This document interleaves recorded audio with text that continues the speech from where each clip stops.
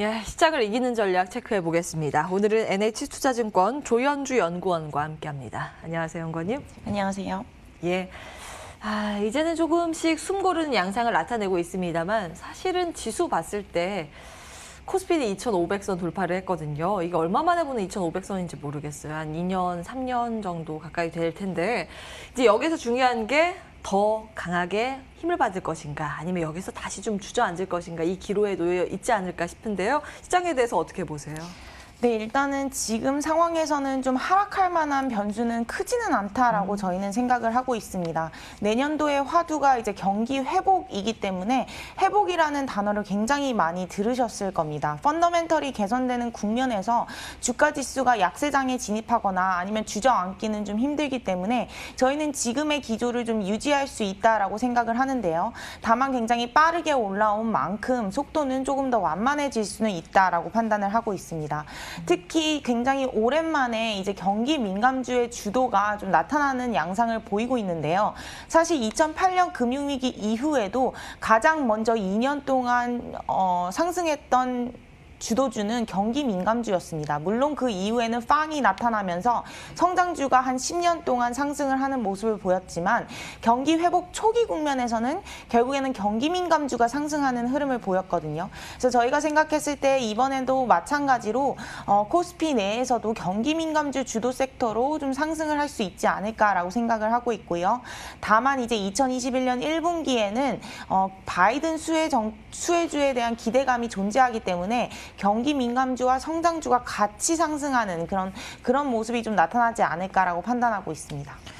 시장에 대해서 그럼 굉장히 긍정적으로 분석을 해주시고 계시는 거네요. 하우스뷰 말씀해주고 계신데요. 이제 늘 지금 현재 상황이 아니라 시장은 그 다음은 또 무엇일까 이것을 고민해야 되는데 이제 내년에는 결국에는 경기가 다시 회복을 한다라는 쪽에 초점을 맞춰야 된다라는 관점에서 의견을 주고 계십니다. 이제 백신에 대해서 미리 선반영이 한 번 됐다가 다시 이제 그 호흡을 고르는 그런 구간에 접어들어 있는데요. 백신과 맞물려 있는 쪽은 어떻게 분석하고 계세요? 네, 일단 백신 같은 경우는 저희가 경기가 회복 국면이긴 하지만 그 회복세가 강하지는 않습니다. 완만하게 진행되는데 만약에 이 백신이라는 변수가 정말 실질적으로 대중화가 된다면 그 회복 속도는 굉장히 빨라지고 더 높아지겠죠. 그래서 이 부분은 저희가 변수라고 생각을 하고 백신을 제외하고 놓고 본다면 자생적으로 경기가 회복하는 측면은 사실 수요가 개선이 되고 수주 산업이 개선되는 그런 경기 민감주는 아니고요.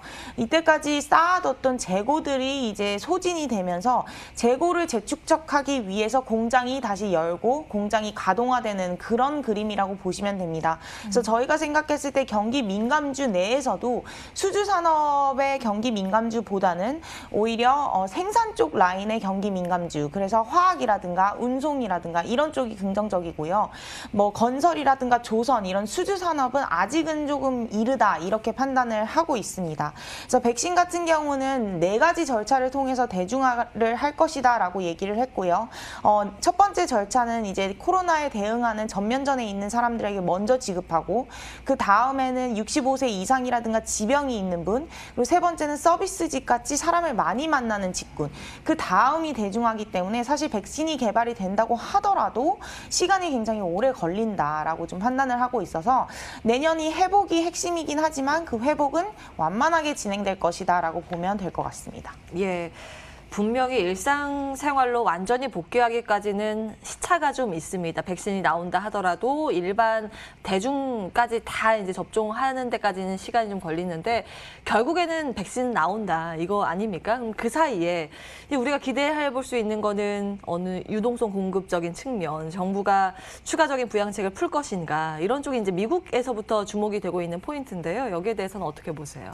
네, 일단 원래는 기존의 연내에 추가 부양책이 나오지 않으면은 소비 절벽이 나타나고 시장은 굉장히 큰 쇼크를 얻게 될 것이다라고 예상을 했었는데 생각보다 지표는 양호하고 뭐 노동시장도 지표가 좀 완만하게 개선이 되고 있습니다. 물론 저희가 봤을 때는 3분기랑 2분기보다 4분기의 경제 지표는 좀 조정이 나타날 것이다라고 생각을 하고 있지만 다시 경기 침체 국면이나 뭐 경기 위기 국면까지는 아니기 때문에 시장이 이에 대해서 받아들이는 충격은 크지 않을 것이라고 생각을 합니다. 오히려 백신 백신이 개발이 돼도 배포되는데 시간이 걸리고 또 경기 자체가 수요가 회복이 되는 게 아니라 재고 재축적으로 인한 생산이 증가되는 것이라면 결국에는 추가 부양책이 나타날 수밖에 없다라고 생각을 하고 있고요. 더 좋은 점은 내년에 정권이 바뀌기 때문에 분명히 민주당 하원과 바이든 대통령은 추가 부양책을 최우선 과제로 설정할 겁니다. 실질적으로 오바마 같은 경우에도 2009년에 가장 먼저 했던 정책이 부양책이었습니다. 그래서 저희는 경기가 회복되는 국면에서 추가 부양책 그리고 백신에 대한 기대감 이 세 가지가 모두 합쳐지면은 결국에는 경기 민감주는 상승할 수밖에 없는 국면이다 이렇게 판단하고 있습니다. 예. 이제 경기 민감주가 먼저 주도를 하고 성장주가 뒤따라가는, 그러니까 전반적으로 시장의 질적인 측면이 어느 정도 레벨업될 가능성에 무게중심을 두고 말씀을 해주고 계세요.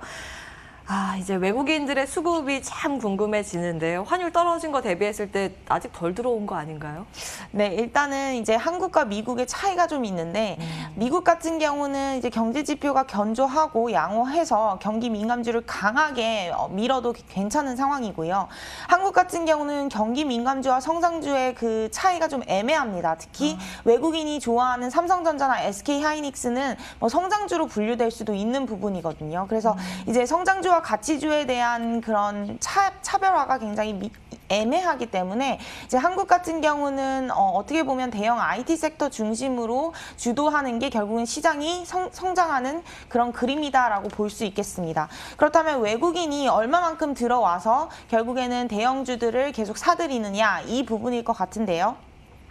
일단 외국인 같은 경우는 한국 수출 증가율과 궤도를 굉장히 비슷하게 같이 가고 있습니다. 그래서 저희가 생각했을 때는 지금 2020년 4분기를 시작으로 2021년 2분기까지는 수출 증가율이 완만하게 올라오는 모습이고 2021년 2분기는 수출 증가율이 거의 20% 정도 달성할 것으로 예상을 하고 있습니다. 그 이유는 첫 번째로 유가에 대한 기저효과 때문에 확 튀는 부분이 있고요.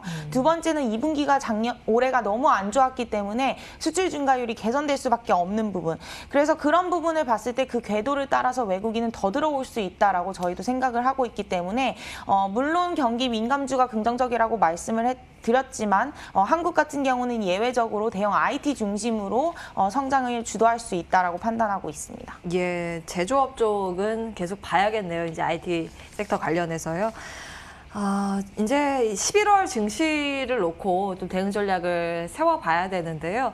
지난번에 미 대선 이전까지는 만약에 추가 부양책이 안 나오면 안 좋을 것이다라는 이제 기준을 세워주셨는데 이번에는 어떤 기준으로 바라봐야 될까요? 네, 일단은 전반적으로 긴 그림을 놓고 봤을 때는 내년 1분기까지는 지수가 크게 하락할 여지는 없어 보입니다. 그래서 저희는 상단을 좀 더 높여서 2,600까지 올려놓은 상황이고요. 그래서 지금의 랠리가 좀 뭐 물론 왔다 갔다는 하겠지만 좀 이어가는 모습을 보일 것이다라고 생각을 하는데요.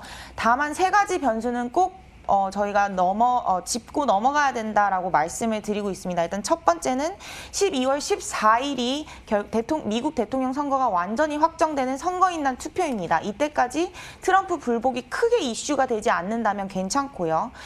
두 번째 같은 경우는 12월 14일 투표 이후에 12월 15일에는 이제 캐비넷을 형성이 됩니다. 근데 문제는 지금 엘리자베스 워렌이 재무부 장관으로 지명될 가능성이 있고요. 버니 샌더스가 노동부 장관으로 지명될 가능성이 있습니다. 그러면 시장은 충격을 받을 수 있기 때문에 이 부분을 좀 짚고 넘어가야 되고요. 마지막으로 1월 5일에 조지아주의 상원 선거 결과가 나옵니다. 근데 여기서 만약에 민주당이 2석을 모두 다 확보하게 되면 블루 웨이브가 되기 때문에 저희가 예상했던 증세라든가 아니면 빅테크에 대한 규제 이런 것들을 안 할 거라고 생각을 했는데 할 수도 있습니다. 그래서 이 세 가지 변수가 만약에 저희가 예상한 것과 다르게 나오게 되면 시장은 조금은 쇼크를 받을 수 있다라고 판단하고 있어서 이 세 가지 변수는 좀 지켜보자라고 말씀을 드리고 있습니다. 예. 지금 구간은 시장에 워낙 변수가 다양하기 때문에 예측보다는 대응의 측면입니다만 대응보다는 사실 이런 변수들을 정리해 놓고 여기에 따라서 빠르게 우리가 대응 전략을 수정할 필요가 있습니다. 그런 관점에서 세 가지 포인트 말씀을 주셨고요. 기억해 주시기 바랍니다. NH투자증권 조현주 연구원과 함께했습니다. 말씀 고맙습니다. 예, 출발마켓도 후반부 준비된 순서는 여기까지입니다. 오늘도 시장 지수상으로는 방향성이 뚜렷하게 나타나진 않고 있습니다. 코스피는 약간 하락, 코스닥은 약간 상승 정도. 수급적으로 봤을 때는 그래도 외국인들이 선물 시장을 매수 포지션 잡고 있기 때문에 나쁘진 않은 상황이고요. 거래소 쪽에서는 200억 원 소폭의 순매수입니다. 종목별 대응 전략이 정말 중요한 이번 주인데요. 남은 MTN의 프로그램들 통해서 좋은 선택하시기 바라겠습니다. 저는 여기서 인사드릴게요. 함께해 주신 여러분 고맙습니다.